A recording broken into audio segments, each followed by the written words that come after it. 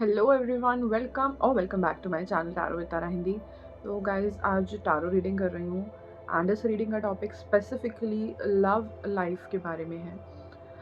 Channel करने की कोशिश करेंगे, देखने की कोशिश करेंगे कि फ़र्स्ट ऑफ ऑल किस तरीके की एनर्जी आ रही है मेरे कलेक्टर्स की, एंड बेस्ड अपॉन कैसी एनर्जी आ रही है उसके बेसिस पे गाइडेंस या आप कहें रेमेडीज़ देखने की कोशिश करेंगे अगर हमारे को कुछ ऐसी इन्फॉर्मेशन मिलती है, ठीक है, डिवाइन की तरफ से।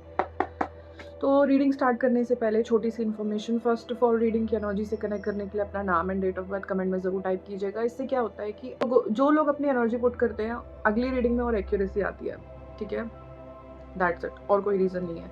सेकेंडली, जब आप टाइप करते हैं, आप कहते हैं यू आर क्लेमिंग इट, तो डेफिनेटली आप एक इंटेंशन रख रहे हो कि अगर पॉजिटिव एनर्जी आई है तो आप क्लेम कर रहे हो, तो उसमें आपका फ़ायदा होता है, ऑलराइट। एंड अगर आप पर्सनल रीडिंग बुक कराना चाहते हैं तो ये दिए गए इन्फॉर्मेशन पर आप कंटैक्ट कर सकते हैं, या तो व्हाट्सएप पर मैसेज कर सकते हैं या फिर ईमेल भी कर सकते हैं। एंड दैट बीइंग सेड, एक छोटी सी प्रेयर के साथ आज की रीडिंग शुरू करूँगी।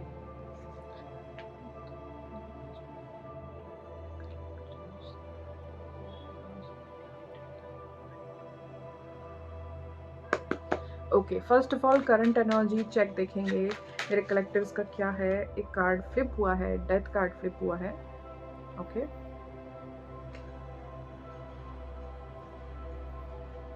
आई थिंक मैं अभी इसको नहीं लूँगी, लेट्स सी। अगर एक कार्ड आना होगा तो ज़रूर आएगा।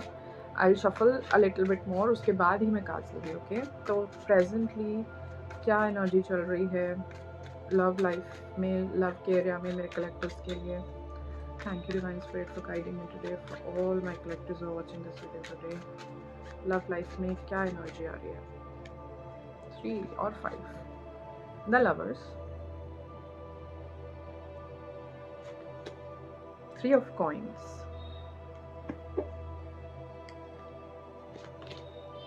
3 of cups, king of coins,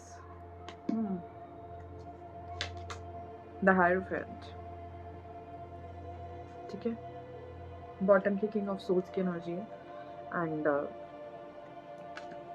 first of all, मैं अगर यहाँ पर 2 कार्ड ऐसे आए हैं, 3 ऑफ कॉइन्स, 3 ऑफ कप्स, 3 की एनर्जी है, हो सकता है you are a family of 3 and you also have a pet. This is also possible, हो सकता है आपके पास पेट भी है, आप 3 की फैमिली हो। Okay, 3 of cups and 3 of coins से स्पेसिफिकली ये लग रहा है कि बहुत हैप्पी प्लेफुल एनर्जी दिख रही है यहाँ पर, ठीक है। एज सच कोई अभी तक मुझे कुछ इतना इशू नहीं लग रहा। मुझे इवन ये भी लग रहा है कि वापस से आने वाले कुछ समय में वापस से, मान लीजिए अभी प्रॉब्लमेटिक है कुछ चीज़ें, अभी कुछ इश्यूज चल रहे हैं, तो वापस से एक रिकनेक्शन मुझे लग रहा है कि आपकी लव लाइफ में आएगा। लेट्स से प्रेजेंटली आप इस एनर्जी से रेजोनेट नहीं कर रहे हो कि सब कुछ ठीक चल रहा है, तो बहुत जल्दी ठीक होने वाला है, ठीक हो जाएगा, क्योंकि लवर्स से मुझे रिकन्सिलिएशन लग रहा है। And 3 of cups, 3 of coins, उसके बाद king of coins and hierophant, मतलब एनर्जी चेंज होगी, एनर्जी अच्छी है। ओके, एंड मुझे किंग ऑफ पेंटिकल्स और द हायरोफेंट से ये भी मैसेज मिल रहा है कुछ लोगों के लिए कि इफ़ नीडेड आपको प्रोफेशनल की हेल्प लेनी चाहिए, कपल काउंसलिंग में भी पर्सनल काउंसलिंग, क्योंकि किसी तरीके की एक नॉलेजेबल पर्सन की इंटरवेंशन की एनर्जी भी आ रही है यहाँ पर। इंटरवेंशन इन द सेंस कि दूसरे लोगों का जैसे प्रभाव है, तो हायरोफेंट तो ऐसे लोगों को दिखाता है जो नॉलेजेबल है अपनी फील्ड में। तो मुझे ऐसा लग रहा है हो सकता है आपको अगर लव लाइफ में इश्यूज फेस कर रहे हो तो हो सकता है कोई काउंसलर, कोई थेरेपिस्ट आपको हेल्प कर सकता है इस एरिया में, ये भी मैसेज है, ठीक है। मैं एक और डेक लेना चाहूँगी just to further clarify presently मेरे कलेक्टर्स की लाइफ में, लव लाइफ में क्या एनर्जी चल रही है। Divine spirit please guide me today, thank you so much for guiding. Present energy in my collector's love life. The Empress. Knight of Swords. Five of Cups. Four of Pentacles and one more. I think ये आना चाहता है. Ace of Swords.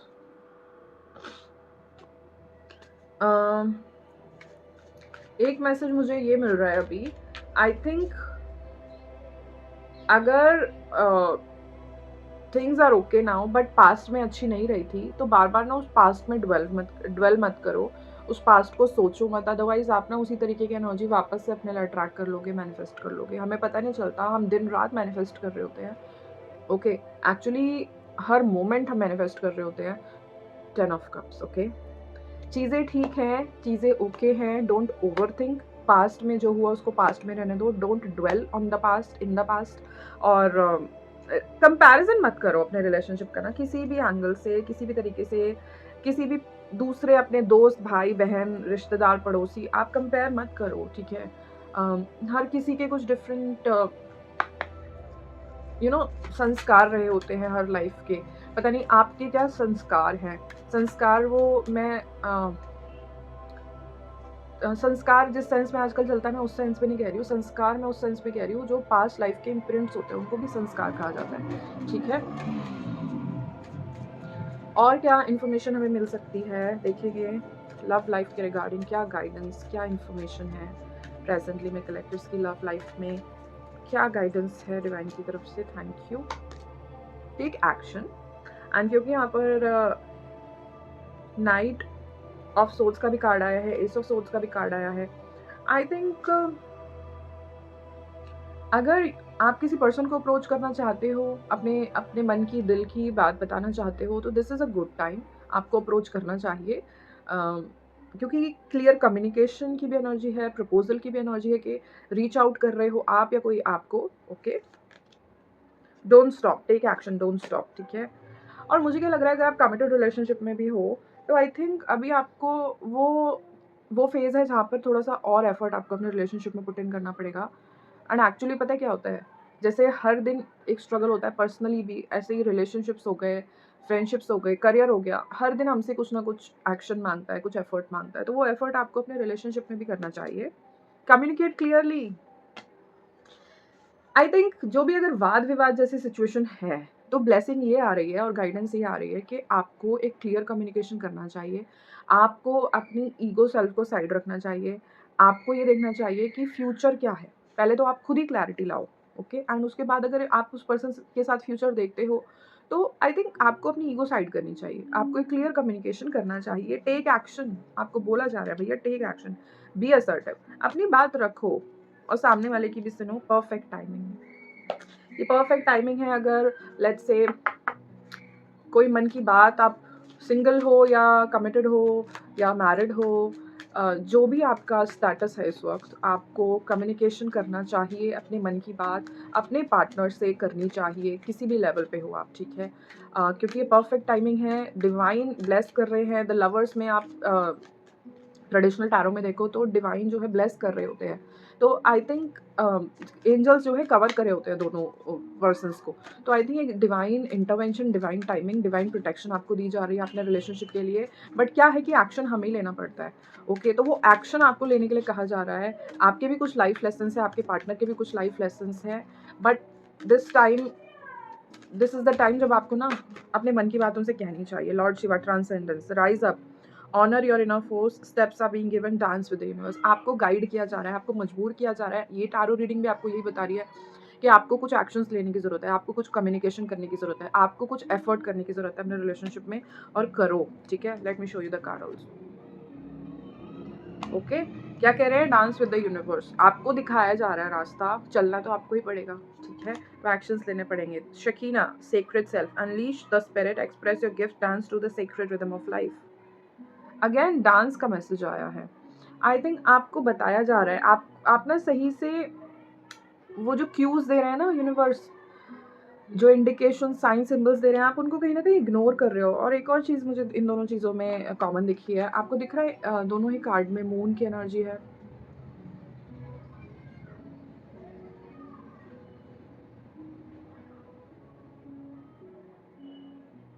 अपने emotions को balance करना चाहिए आपको। I think यहाँ पर इमोशंस हैं जो आड़े आ रहे हैं। एंड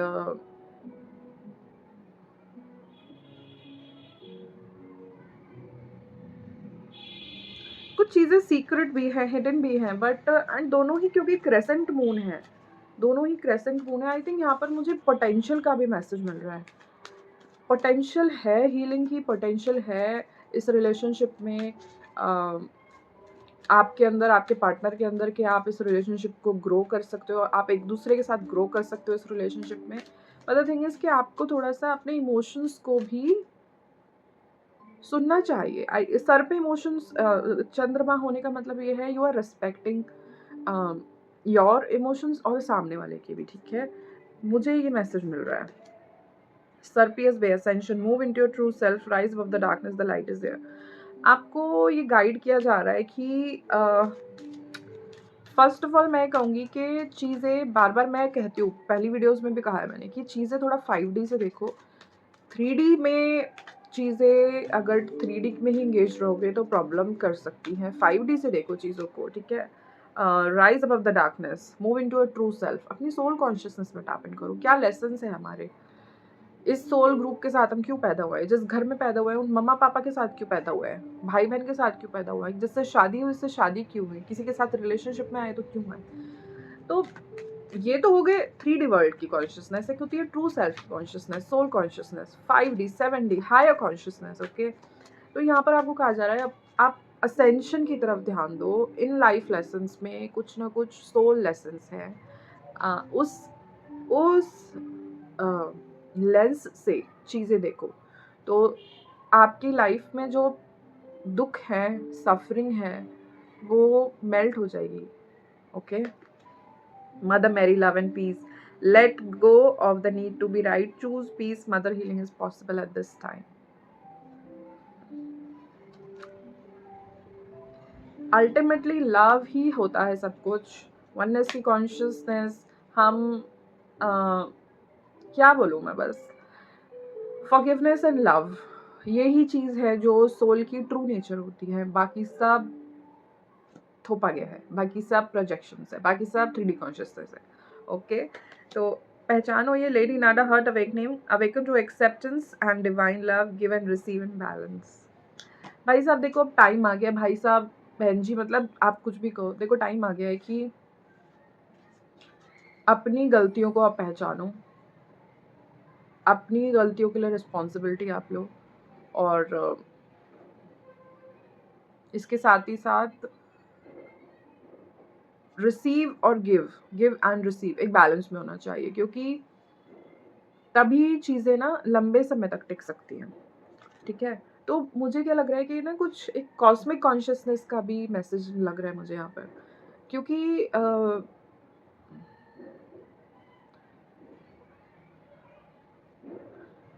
सोल कॉन्शियसनेस से जैसे जोड़ने को आपको कहा जा रहा है, आपको कहा जा रहा है कि क्या होता है कि जब तक हमें क्या लगता है कि ये पर्सन बेकार है, इसको छोड़ के दूसरे के पास जाएंगे, उसको छोड़ के तीसरे के पास जाएंगे तो ये अच्छा होगा, वो अच्छा होगा, बट क्या होता है कि जब तक हम ऐसे भागते हैं ना अपने लेसन से, अपनी ट्रू सेल्फ से, क्योंकि जो भी रिलेशनशिप हमें ट्रिगर कर रहा है ना, वो तो ट्रिगर एक्सटर्नल है, लेकिन उसने हमारे अंदर क्या ट्रिगर किया वो होता है कि हमने सेल्फ रिफ्लेक्शन में वो चीज़ समझी और उस पर काम किया। ठीक है, तो डिफरेंट लोग आपकी लाइफ में कुछ ट्रिगर कर रहे हैं, वो आपकी भलाई के लिए कर रहे हैं, ये बात समझ लो। देखो, कारक कोई ना कोई बनता है, कारक ज़रूर बनता है, कोई रीज़न बनता है, कोई ना कोई डेथ का भी रीज़न है पर्सन का, कोई ना कोई बनता है, क्योंकि वो चीज़ें नेसेसरी हैं। हर वर्ल्ड के कुछ रूल्स हैं, तो अर्थ का ये रूल है कि कुछ मतलब ईश्वर प्रकट नहीं हो जाएंगे ऊपर से। ठीक है, कोई ना कोई रीज़न बनेगा, चाहे आपके सुख का चाहे दुख का, कारक तो बनेगा बनेगा।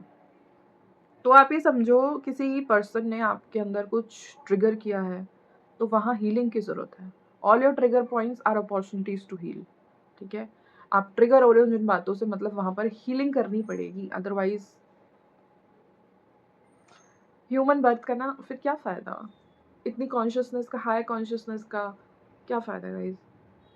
तो मैं तो आपको एनकरेज यही करूँगी कि आप पहचानो, अपनी ट्रू सेल्फ पहचानो, अपनी सोल कॉन्शियसनेस से जुड़ो, अपनी स्पिरिट टीम से गाइडेंस लो, और चाहते हो, अगर आप टैरो रीडिंग लेना चाहते हो for more clarity, you can contact me also, या फिर एनी अदर टैरो रीडर या एनी अदर हीलिंग मोडालिटी आप चाहते हो तो ज़रूर, कई बार हम रीज़न अगर हमें पता चल जाए ना क्यों हो रहा है हमारे साथ ऐसा, व्हाई व्हाई, तो बड़ा सैटिस्फैक्शन मिलता है। तो वो व्हाई के लिए भी ना कई बार क्या होता है कि हम खुद भी ढूँढ पाते हैं आंसर्स, बट कई बार हम नहीं ढूँढ पाते हैं। कई बार हमें मदद लगती है दूसरों की। तो चाहिए तो मदद भी लो, क्योंकि हायरोफेंट का भी कार्ड आया है, मैंने थेरेपिस्ट, काउंसलर जैसी बात भी कही आपको। तो या तो मदद लो, नहीं तो खुद लर्निंग अपनी बढ़ाओ, खुद स्टडी करो, जानो, पहचानो इन चीज़ों के बारे में, पढ़ो, और और क्लैरिटी आएगी आपको कि आपकी लाइफ में क्यों ट्रिगर्स आए, क्यों किसी पर्सन ने आपको ऐसे किया, वैसे किया, चीट किया, ये किया, वो किया, जो भी व्हाटएवर, ठीक है? Whatever is the case. तो इसी नोट के साथ आज की रीडिंग एंड करती हूँ। मुझे बहुत अच्छा लगता है स्पिरिचुअल एलिमेंट जब आता है ना रीडिंग्स में। मतलब एक 3D एलिमेंट तो है ही यार, और उससे तो हम डे इन डे आउट जूझते ही हैं। बट जब ये स्पिरिचुअल एलिमेंट आता है ना चीज़ों का, डिवाइन इतना इंटरवेंशन दे देते हैं कि करनी पड़ती है स्पिरिचुअल बातें, तो मुझे बहुत अच्छा लगता है। एंड ऊपर वाले का ग्रेस है, मेहर है, कृपा है।